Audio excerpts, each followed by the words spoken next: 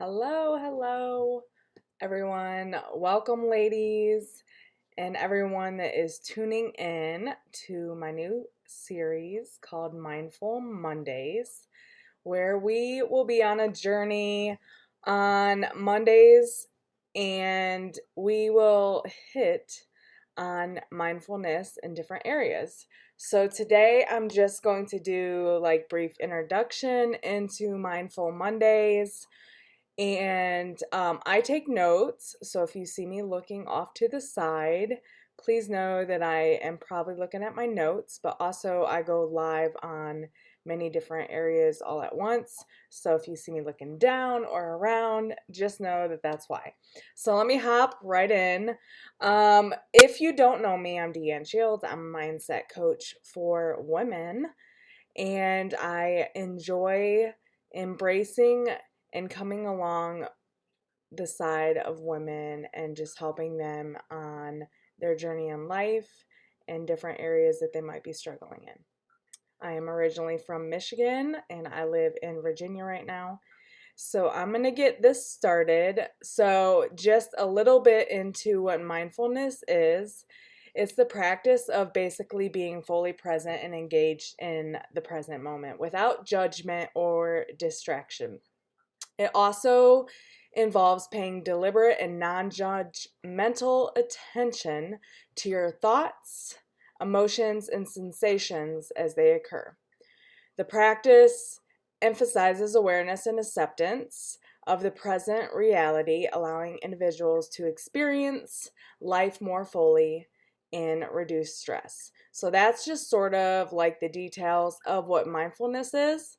And so I'm going to give you a few key aspects of what that looks like, okay? So that just means things such as present moment awareness. So mindfulness encourages being aware, like I said, in the present moment, accepting it without dwelling on the past or worrying about the future.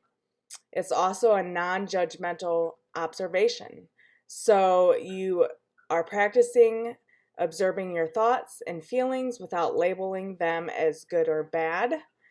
And having a non judgmental attitude helps in reducing self criticism and negative self talk. I don't know about you, but I have struggled with self talk being negative in my past. It also is another key foundation of acceptance. So it involves accepting the reality of the present moment without attempting to change it. I don't know how many times I could tell you I have wanted to change things to make it better or whatever instead of accepting what it looked like in the moment. So change that. I encourage you to. It doesn't mean resigning, but it just means that you're acknowledging things as they are, which can lead you to a more calm and composed response to challenges. So, here are some of the benefits of mindfulness. Stress reduction. Mindfulness helps us respond to stress more effectively by cultivating awareness of reactions. It promotes relaxation and reduces the impact of stressful situations. So sometimes, if you are focused on something and you're not aware and you're not taking that time to really think on it, you might not get to that place of being stress free in that. It also improves mental health, something that we all definitely want to be healthy in. It helps create a regular mindful practice, which has been linked to reduce symptoms of anxiety, depression, and other mental health disorders. It enhances emotional regulation and resilience. Enhance focus and concentration is another thing that it helps with. Mindfulness training has been shown to improve attention and concentration. When you're being mindful, you're able to concentrate on the things that you're focusing on. It also helps the mind to focus on being present, and you improve in your productivity and your cognitive function. Last but not least, it also helps with better emotional regulation. Mindfulness enables individuals to observe their emotions without becoming overwhelmed by them.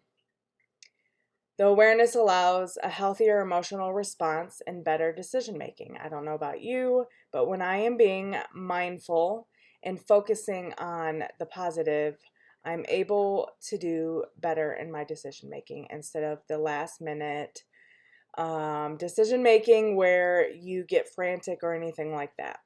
It improves relationships. We all could use some of that. Mindfulness fosters active listening and empathetic communication, leading to better relationships, being fully present with others in conversation, which can enhance the quality of interpersonal connections. It also helps with physical health.